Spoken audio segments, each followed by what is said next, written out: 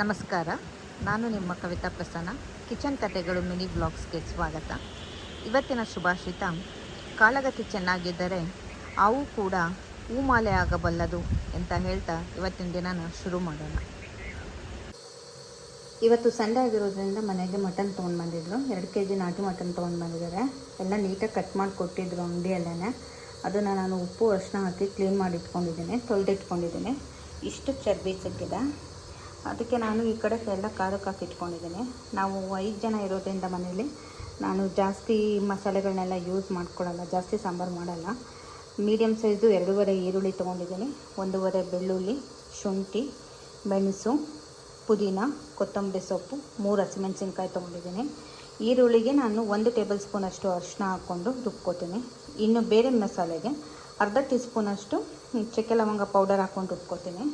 ಇನ್ನು ಕಾಯಿ ಒಂದು ಮೀಡಿಯಮ್ ಸೈಜ್ ಕಾಯಲ್ಲಿ 3/4 ಕಾಯಿ ತುರಿ ತೊಗೊಂಡಿದ್ದೀನಿ. ಅದಕ್ಕೆ ನಾನು ಗಸಗಸೆ ಹಾಕ್ಕೊಂಡು ರುಬ್ಕೋತೀನಿ. ಕೆಲವರು ಕಡಲೆ ಎಲ್ಲ ಹಾಕ್ತಾರೆ, ನಮ್ಮನೇಲಿ ನಾವು ಕಡಲೆ ಯೂಸ್ ಮಾಡಲ್ಲ ಜಾಸ್ತಿ.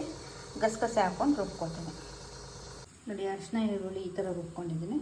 ಇನ್ನು ಮಿಕ್ಕಿದ ಮಸಾಲೆನ ಈ ಥರ ರುಬ್ಬಿಟ್ಕೊಂಡಿದ್ದೀನಿ. ಹಾಗೆ ಕಾಯಿಗೆ ನಾನು ನಮ್ಮನೇಲಿ ಖಾರದ ಪುಡಿ ಸ್ವಲ್ಪ ಖಾರನೂ ಇದೆ, ಮತ್ತು ಒಂದು 2-3 ಹಸಿಮೆಣಸಿನ್ಕಾಯಿ ಯೂಸ್ ಮಾಡೋದ್ರಿಂದ 2.5 ಟೇಬಲ್ ಸ್ಪೂನಷ್ಟು ಚಿಲ್ಲಿ ಪೌಡರ್ ತೊಗೊಂಡಿದ್ದೀನಿ, ಖಾರದ ಪುಡಿನ. ಮತ್ತು ಅದಕ್ಕಿಂತ 1 ಸ್ಪೂನ್ ಜಾಸ್ತಿ ಆಗುವಷ್ಟು ನಾನು ಸಾಂಬಾರು ಪುಡಿನ ತೊಗೋತೀನಿ. ಕೆಲವರು ಸಾಂಬಾರು ಪುಡಿನ 1 to double ಹಾಕ್ಕೋತಾರೆ, ಆದರೆ ನಾನು 1 ಸ್ಪೂನಷ್ಟು ಜಾಸ್ತಿ ಹಾಕ್ಕೋತೀನಿ ಅಷ್ಟೇ. ಈಗ ಇದನ್ನು ಗ್ರೈಂಡ್ ಮಾಡಿ ಇಟ್ಕೋತೀನಿ. ಸ್ಟವ್ ಮೇಲೆ ಕುಕ್ಕರ್ ಇಟ್ಟಿದ್ದೀನಿ. ಮಟನ್ನೇ ತುಂಬ ಜಿಡ್ಡಿರೋದ್ರಿಂದ ನಾನು ಬರೀ 1 ಟೇಬಲ್ ಸ್ಪೂನಷ್ಟು ಎಣ್ಣೆ ಹಾಕ್ಕೊಂಡಿದ್ದೀನಿ. ಎಣ್ಣೆ ಕಾಯ್ತಿದ್ದಂಗೆ ಅರಿಶಿನ ಈರುಳ್ಳಿ ಏನು ರುಬ್ಕೊಂಡಿರ್ತೀನಿ ಅದನ್ನು ಹಾಕ್ಕೊಂಡು ಹುರ್ಕೋತೀನಿ. ಹಸಿ ವಾಸನೆ ಹೋಗೋವರೆಗೂ ಫ್ರೈ ಮಾಡ್ಕೋತೀನಿ. ನೋಡಿ, ನಾನು ಅರಿಶಿನ ಈರುಳ್ಳಿಗೆ ಹಸಿ ಮೆಂತ್ಯ ಸೊಪ್ಪಿತ್ತು ಅಂತ ಹೇಳ್ಬಿಟ್ಟು ಹಾಕ್ಕೊಂಡಿದ್ದೀನಿ. ಮೆಂತ್ಯ ಸೊಪ್ಪು ಹಾಕ್ಕೊಂಡ್ರೆ ತುಂಬಾ ಚೆನ್ನಾಗಿರುತ್ತೆ. ಆದ್ರೂ ನಾನು ಈರುಳ್ಳಿ ಜೊತೆ ಖಾರದ ಜೊತೆ ಹುರ್ಕೋತೀನಿ. ನಾವು ಟೊಮೊಟೊನ ಅಷ್ಟು ಯೂಸ್ ಮಾಡಲ್ಲ ಮಟನ್ ಸಾರಿಗೆ, ಹಾಗಾಗಿ ಟೊಮೊಟೊ ಹಾಕ್ಕೊಳ್ಳೋಲ್ಲ. ಬೇಕಾದರೆ ಒಂದು ಅರ್ಧ ಟೊಮೊಟೊನ ನೀವು ಈರುಳ್ಳಿ ಖಾರದ ಜೊತೆ ಫ್ರೈ ಮಾಡ್ಕೋಬೋದು. ನೋಡಿ, ಚೆನ್ನಾಗಿ ಸುಂದ್ಕೊಂಡಿದೆ. ಈಗ ನಾನು ತೊಳೆದಿಟ್ಕೊಂಡಿರೋವಂಥ ಮಟನ್ ಹಾಕ್ಬಿಟ್ಟು ನಾನು 2 kg ಮಟನಿಗೆ 1 ಇಡೀ ಮತ್ತು ಅದಕ್ಕಿಂತ ಒಂಚೂರು ಜಾಸ್ತಿ ಅಷ್ಟು ಉಪ್ಪು ಹಾಕ್ಬಿಟ್ಟು ಇದ್ರ ಜೊತೆನೇ ಹುರ್ಕೋತೀನಿ. ಆಗ ಯಾಕೆ ಉಪ್ಪು ಹಾಕ್ಕೊಂಡ್ರೆ ನಾವು ಚೆನ್ನಾಗಿ ಬೇಗ ನೀರು ಬಿಟ್ಕೊಂಡು ಮಟನ್ ಸುಂದ್ಕೊಡುತ್ತೆ, ಹಸಿ ವಾಸನೆನೂ ಚೆನ್ನಾಗಿ ಹೋಗುತ್ತೆ. ಹಾಗೆ ಪಕ್ಕದಲ್ಲಿ ನಾನು ಬೇರೆ ಒಂದು ಪಾತ್ರೆಗೆ ಕಾಯಿ ಏನು ರುಬ್ಕೊಂಡಿದ್ದೆ ಅದನ್ನು ಕುದಿಲಿಕ್ಕಿಟ್ಟಿದ್ದೀನಿ. ನಾನು ತುಂಬ ಅರ್ಜೆಂಟ್ ಇರೋರು ಕುಕ್ಕರಲ್ಲೇ ಕಾಯೆಲ್ಲ ಹಾಕ್ಬಿಟ್ಟು ಒಂದೇ ಸಲ ಕೂಗಿಸ್ಕೊಬೋದು. ಬಟ್ ಬೇರೆ ಸಪ್ರೇಟ್ನ ಕಾಯಿನ ಕುದಿಸ್ಕೊಂಡು ಮಟನ್ನ ಕೂಗಿಸ್ಕೊಂಡು ಮಿಕ್ಸ್ ಮಾಡಿದ್ರೆ ಅದ್ರ ರುಚಿನೇ ಬೇರೆ ಇರುತ್ತೆ. ನೋಡಿ, ಚೆನ್ನಾಗಿ ನೀರು ಬಿಟ್ಕೊಂಡು ಸುಲ್ಕೋತಾ ಇದೆ. ಈ ನೀರೆಲ್ಲ ಸೀದ ಮೇಲೆ ನಾವು ಏನು ಹಸಿ ಮಸಾಲೆ ರುಬ್ಕೊಂಡಿರ್ತೀವಿ ಅದನ್ನು ಆ್ಯಡ್ ಮಾಡ್ಕೋಬೇಕು. ನೀರು ಚೆನ್ನಾಗಿ ಸುಂದ್ಕೊಂಡಿದೆ. ಈಗ ನಾನು ಇದಕ್ಕೆ ರುಬ್ಕೊಂಡಿರೋವಂಥ ಹಸಿ ಮಸಾಲೆನ ಹಾಕ್ಬಿಟ್ಟು ಫ್ರೈ ಮಾಡ್ಕೋತೀನಿ. ಹಾಗೆ ಈ ಕಡೆ ಖಾರ ಬೇಯಲಿಕ್ಕೆ ಇಟ್ಟಿದ್ದೀನಲ್ಲ, ಚೆನ್ನಾಗಿ ಕುದೀತಾ ಇದೆ ಕಾಯಿ.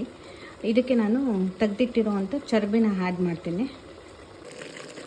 ನೋಡಿ, ಹಸಿ ಮಸಾಲೆನೂ ಚೆನ್ನಾಗಿ ಸುಂದ್ಕೊಂಡಿದೆ. ಇದಕ್ಕೆ ಈಗ ನಾನು ನೀರು ಹಾಕ್ಬಿಟ್ಟು 1 ವಿಷಲ್ ಕೂಗಿಸ್ಕೊತೀನಿ. 1 ವಿಷಲ್ ಕೂಗಿಸ್ಕೊಂಡ್ರೆ ಸಾಕು, ಮಟನ್ ಬೆಂದಿರುತ್ತೆ. ಯಾಕಂದರೆ ಚೆನ್ನಾಗಿ ಅರಿಶಿನ ಈರುಳ್ಳೆಲ್ಲ ತುಂಡಿಸ್ಕೊಂಡಿರ್ತೀವಲ್ಲ, ಹಾಗಾಗಿ 1 ವಿಷಲ್ ಸಾಕು ನಮ್ಮ ಕಡೆ ಸಿಗೋ ಮಟನಿಗೆ. ಚೆನ್ನಾಗಿ ಬೆಂದಿದೆ ಮಟನ್ನು. ಈಗ ನಾನು ಖಾರ ಬೇಯಿಸ್ಕೊತಿದ್ದೀನಲ್ಲ ಅದಕ್ಕೆ ಹಾಕ್ಬಿಟ್ಟು ಮಿಕ್ಸ್ ಮಾಡ್ಕೊತೀನಿ. ನೋಡಿ, ಮಿಕ್ಸ್ ಮಾಡ್ಕೊಂಡ್ಮೇಲೆ ಈ ಥರ ಸಾಂಬಾರು ರೆಡಿ ಆಗುತ್ತೆ. ತುಂಬ ರುಚಿಯಾಗಿರುತ್ತೆ. ಕುಕ್ಕರ್ಗೂ ಹಾಕ್ಕೊಂಡು ಕಾಯಿನ ಕೂಗಿಸ್ಕೊಂಡ್ರೆ ಬೇಗ ಆಗುತ್ತೆ. ಬಟ್ ಈ ಥರ ಬೇಯಿಸ್ಕೊಂಡು ಕಾಯಿನ ಸಪ್ರೇಟಾಗಿ ಮಿಕ್ಸ್ ಮಾಡಿಕೊಂಡು ಒಂದು 5 ಮಿನಿಟ್ಸ್ ಕುದಿಸ್ಬಿಟ್ಟು ಇದು ಮಾಡಿದ್ರೆ ಅದರ ರುಚಿನೇ ಬೇರೆ ಇರುತ್ತೆ. ಫ್ರೆಂಡ್ಸ್, ಟ್ರೈ ಮಾಡಿ. ಮಟನ್ ಬಿರಿಯಾನಿ ಜೊತೆ ಮಟನ್ ಸಾಂಬಾರು ಕಾಂಬಿನೇಷನ್ ಫ್ರೆಂಡ್ಸ್. ರೆಸಿಪಿನ ಟ್ರೈ ಮಾಡಿ, ಹೇಗಿದೆ ಅಂತ ತಿಳಿಸಿ. ಲೈಕ್ ಮಾಡಿ, ಶೇರ್ ಮಾಡಿ, ಫಾಲೋ ಮಾಡಿ. Thank you.